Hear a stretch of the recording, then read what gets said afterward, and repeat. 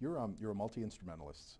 In addition to flute, I know you can play sax, mandolin, piccolo, various whistles, and bouzouki and bass, and probably many other things that I haven't mentioned. That would seem to require several lifetimes to learn to perform well on so many instruments in so many different areas. How do you apply yourself to learning these things? Well, it would take several lifetimes to play well on a variety of instruments, and I don't have several lifetimes, so I decided better to play a few of them and have fun with it than try to be master of them, which is really not possible. And having begun playing, as so many people do, begun playing the guitar at an early age, I just took what I learned on the guitar and applied it to other instruments, plus having a fairly broad set of influences and inspirations from other people's music, be it classical, blues, jazz, or ethnic music over the years. Then I've got plenty to work with, plenty to keep me occupied for the rest of my musical life, without repeating myself too often. Although it's great fun to go back, just like Monet, and just do those water lilies one more time. You know, it's nice to go and revisit themes and ideas and just explore them a little further.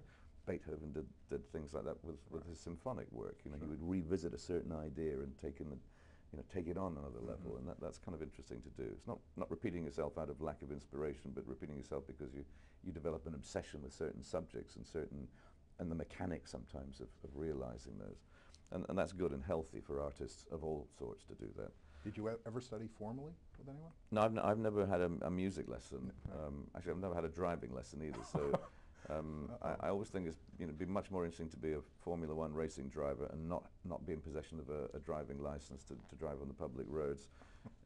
It would be better to be a musician and not be able to read or write music and have been taught.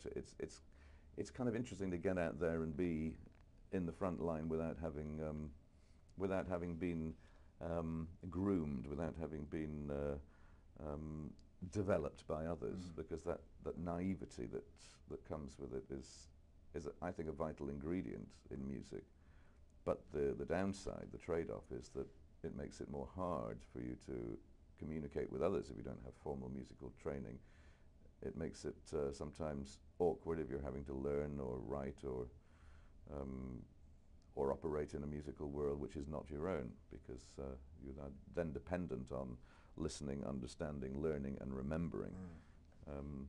And I think as I get older, I think that's quite a good challenge, because it's good to force yourself to take on new pieces of information, new challenges that force the brain to keep working. You know, particularly the memory side. You know, it's really important to challenge yourself, and I think I would like to continue to do more varied projects with other people from time to time, as well as doing Jethro Tull things or solo shows comprising music with which I'm fairly familiar. I think it's nice to do some different stuff and to keep doing it. You know, just to postpone real senility just for a few weeks longer.